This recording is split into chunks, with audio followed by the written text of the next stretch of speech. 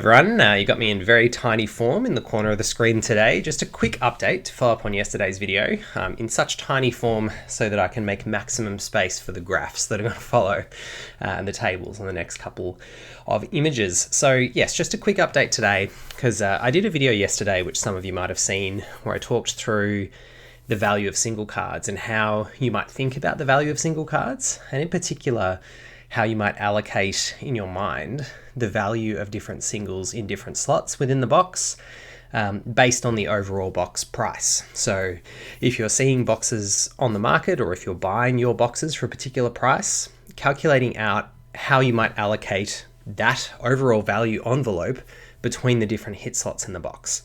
And what I'm hoping to do by doing that is to show, to give you some tools that you can use to plug in numbers into the uncertain spots. So you might have one piece of data that is certain, like the box price that you've paid, for example, or the box price that you can see on the market.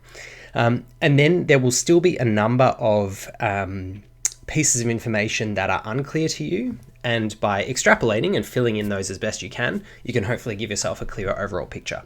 So let's dive straight in. I'll just recap very quickly what we do know. So this is the information that is certain. And I probably wasn't clear enough in yesterday's video that aside from these couple of pieces of information, there is nothing else that is certain at the moment. So everything else that I had on all those tables and all those different scenarios I was showing was an extrapolation, and it was basically a projection of different scenarios that are all entirely hypothetical. So the only things that are certain are that we know packs will come with 11 ordinary cards, 3 exceptional cards, 1 elite, and a 1 in 5 chance that the elite will instead be a unique. We also know that there are 39 packs per box. Those are the two certainties. Then we've got a little bit of uncertainty about, we also know that 1 in 4 packs will have a foil. So that means we get like 9.75 foils per 39 pack box. So those are the pieces of information that we absolutely know. What we don't know with clarity is how many curios you get per box. It'll be some fraction because you don't get 1 per box, but we just have no information about the rarity, so we're excluding that from this video. We also don't know the foil rarity distribution. So this snip from the Kickstarter page says the foil rarity will be at ratios approximately outlined above for that one slot. That is unclear. It doesn't give us exact numbers. It doesn't say it will be exactly those ratios. It says it will be something like that. That ordinaries will be more common than exceptionals, which will be more common than elites, which will be more common than uniques. That's all we know. What we don't know is everything that is highlighted orange on this table. So the only things that we do know are that we get 31 hits per box on the elites. We get 8 hits per box on the uniques on average. And that's based on there being 39 packs and there being a ratio of 4 elites to every unique. So that's where we end up, about 31 and 8 out of the 39 packs, just with obviously a bit of rounding. We also know that we get an average of 10 foils per box, but we don't know how that rarity is distributed amongst the foils. So what I had done in yesterday's video, so this is one of the tables that I had in yesterday's video, one of the scenarios, is I had simply used the approximate ratios from the pack distribution rarities, bumping up elites and uniques slightly to determine how I allocated those 10 foils between the rarities. So I had 7 ordinary, 2 exceptional, 0.8 elite, and 0.2 unique in the foils, out of the 10 foils on average that you get per box. I had then, but those numbers are not certain. So again, coming back to everything in an orange highlighted cell here is something that we are uncertain about. So it's just a hypothetical extrapolation.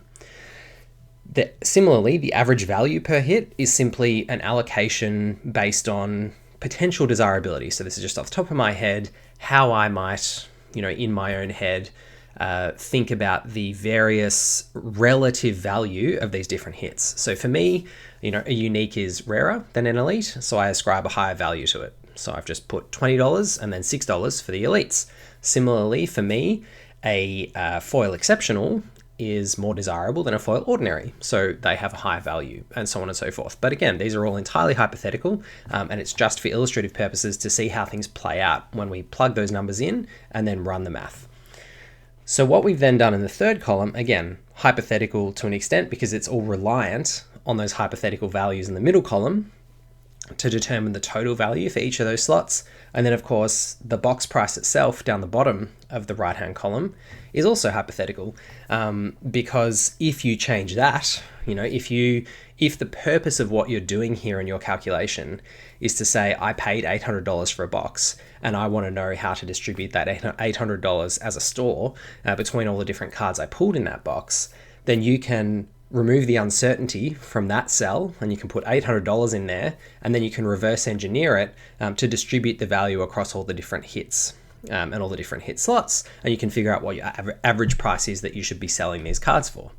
So as you can see, the more, or similarly, if you determine somehow through magic that uniques are worth an average of $30 and you are absolutely certain of that, you can fill in that cell and remove the uncertainty from it, and then you can see how that affects the rest of the puzzle. But what I've done with the structure of this table, hopefully, is show you that it's not about the individual numbers in there, with the exception of the ones that we are certain about. It's about the relationship between them and how they affect the overall picture of the value of the cards in the box. What I'm going to do, because I had a bit of feedback yesterday about the distribution of the foils. So as I said, we're certain about the fact that it is an average of 9.75 foils per box, which will round up to 10. But what we're not certain about, as we saw based on that snip from the Kickstarter page, is how exactly those 10 foils are distributed in terms of rarity. Is the rarity the same as the relative ratio of the rarity of the cards in a booster pack, or is it different? So there are two data points we have on that. One is that snip from the Kickstarter page, and the other one is this wonderful work that Hayne over at Wizard's Den has done. So thank you, Hayne. Congratulations on all of your fantastic work that you do for the game, and thank you very much for it. And I've just taken these tables straight from Hayne's videos where he's estimated print runs based on the card sheets that were disclosed through the Living Roadmap. So the right-hand table is the number of each rarity of card that Hayne estimates are printed, and that's based on dividing the print sheets that were disclosed by the number of cards on the left-hand table of each rarity that are in the set. So what you get if you divide, for example, 67 uniques, you multiply that by 297 copies of each card, and then you divide that by 29,000 boxes, which is the approximate print run, that gives you a ratio of how many foil uniques you're likely to hit in a box. So that's using print run data, as I said, that Hayne has extrapolated from the print sheets, rather than the text on the Kickstarter, which talked about ratios being relatively close to the booster pack non-foil distribution ratios. So there's two different data points we're looking at here. So what I've done on this table is say we've got the 9.75 foils per box, we know that. And then we've got the non-foil ratio. So that's if you just take, for example, 11 to 15 or 11 out of 15 is the ratio of ordinaries to cards in a booster pack. Similarly, exceptionals is 3 out of 15 is the ratio of cards exceptionals to total cards in a pack. So if you extrapolate that down to 9.75, it's 7.3 foil ordinaries is what you'd expect out of 9.75, about 2. I've actually, I think, done it by 10 rather than by 9.75. So 7.3 ordinaries, 2 exceptionals, 0.53 elites, and 0.13 uniques. Then in the middle column there, you can see what I adopted in the video yesterday as an example of the distribution of those approximately 10 foils between the rarities. I adopted a slightly lower number than the non-foil distribution ratio for ordinaries, the same for exceptionals, slightly higher for elites, and slightly higher for uniques. On the right-hand column, you can see how the data plays out if we use Haynes numbers from the print sheets. So that's these numbers divided by 29,000 booster boxes. You end up with 3.58 foil ordinaries, so significantly fewer copies of each foil ordinary, and significantly fewer per box. 3.5 foil exceptionals, so more foil exceptionals than you would expect if the distribution was done the same way as the rarity of non-foils in the pack. 1.61 elites, so significantly more elites than the non-foil ratio and what I adopted yesterday, and 0.68 uniques, foil uniques per box, which is again significantly higher than the non-foil ratio and higher than what I adopted yesterday. In all likelihood, going off the print sheets, and what we know is approximately a 29,000 box run, the right-hand column is probably closer to what you're going to get in a box, and certainly that's been borne out in some of the boxes that have been opened so far. So if we were to apply that right-hand column to the sorts of tables that I had in yesterday's video, this is the difference. Even adopting the same values for each hit slot, this is what it looks like. So for the first scenario, where all the values in the middle column are the same as in yesterday's video, so $6 average per elite, $20 average per unique, and then all the foil values, the same as what I had in the first table yesterday. What I've adjusted is the green cells, so they've now got the distribution ratio of the foils according to Haynes' video and the print sheet distribution rather than the relative rarity distribution. So you got 3.6 foil ordinaries per box, 3.5 foil exceptionals, 1.6 foil elites, and 0.7 foil uniques. And in the brackets italicized is what I had in yesterday's video for each of those values. You then move across the right-hand column, and we've got, again, the new values and then yesterday's values in italicized in brackets. And you can see that obviously because we're redistributing the 10 foils or the 9.7 foils between the rarities, more to the higher rarities and less at ordinary. Obviously the expected value of ordinary foils is now lower because we're halving the number of them that we're expecting to find, and the relative value contribution of the higher rarity foils is higher to the box value. So you end up with a total box value of 584 compared to 520, assuming the same card values in the middle column with that slightly different distribution. So what I wanted to illustrate with this is that, as I said, this table is full of uncertainties except for those top two left-hand cells, the number of elites and number of uniques, and the number of foils overall. Everything else, including rarity distribution of foils, and the price, importantly, of each hit slot on average in the middle column, is all just extrapolation. And the box price in the bottom right, all just extrapolation. We don't know those things for certain, but we do know their relative relationship to each other. So by plugging them into this sort of table, you can figure out if I have a $1,000 foil unique that's being offered to me, does that to me make sense when I then look at the box price that the person's paid for that price, or that is available on the open market? Does it make sense to pay $1,000 for a foil unique, or for this particular foil unique, if I think the average value of all these different cards is X or Y? So again, you can have things like Philosopher's Stone, mixes, really desirable uniques, even if you adopted this box price of $584, and you adopted this average price for uniques of $20. That you could still have Philosopher's Stones and cores, sorry, not mixes, cores be worth $100 as uniques. But that would mean that you'd have to have some uniques be worth less than that to maintain the average. So it's things like that.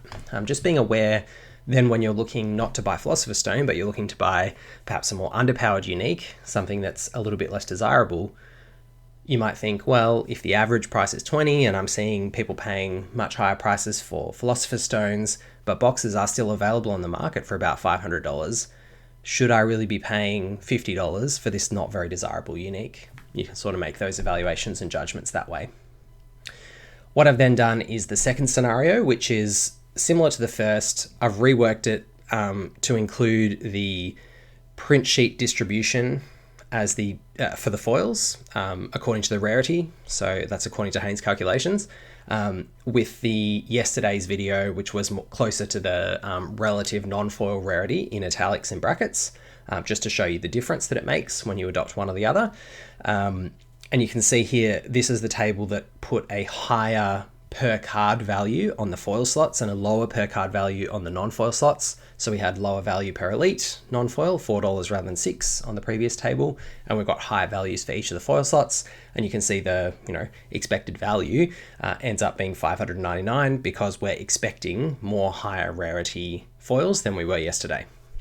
So that's just a different way of looking at that. And then what I've done here is, this is the last thing I'm going to leave you with, because I had a few people after yesterday's video say, well, isn't what you're doing sort of justifying really high box prices? And that wasn't the intention. The intention is actually to say, if X, then Y. Not to say X is correct, or X is the right value, or anything is valued correctly, but really just to say there is a relationship between the box price and the singles prices. And here is one way of thinking about what that might look like. So what I've done here is give you an illustration of if boxes were $400 on the open market, and that was where they went to after, US fulfillment is starting today. So if people started offering boxes for $400 on the open market, and you adopted the same distribution of the cards within the box, so the 31 elites, 8 uniques, distributing the 10 foils, or the 9.75 foils according to the print sheet data. If you gave them, what value would you need to give to each of those slots in order to keep the total value of the cards in the box around that $400 envelope? So this is just an indicative example. Obviously you can tweak all the numbers in the middle column. This is just, as I said, my top of my head, gut feel, look at the relative value of each of the different slots, saying, to me, probably a unique is about 3 times as valuable as an elite. So I've said it needs to be $3 for elites, $10 for uniques, $10 for foil ordinaries, $14 for foil exceptionals, $30 for foil elites, and $100 for the foil uniques, and $4 for your small number of dual sites and exceptional hits, in order to keep the overall envelope of the box, the single card value in the box, below that $400 box price. So this is just an example. We've started with a box price of about $400, and we've reverse engineered what does that look like for singles prices within each slot on average in the box. So you can do that with a $200 box price, you can do that with a $1,000 box price, and you can allocate things according to their relative frequency within the box. Hopefully that's helpful. Hopefully it clarifies things. It's not intended that any of this is supposed to be telling you what the value of things are. I want to reiterate that one last time. It's simply saying that when you are evaluating single card prices, remember that it has a relationship with box prices, and it has a relationship with how many singles are going to come out of each box. That's all. Hope you enjoyed. Hope it's been helpful, and have a great day. If you are enjoying the videos, and if you're looking forward to seeing less market content in future, more gameplay content, and more focus on building communities in stores and how to play the game and some of the wonderful things that are coming out of Sorcery, please like and subscribe, and we'll see you next time. Cheers.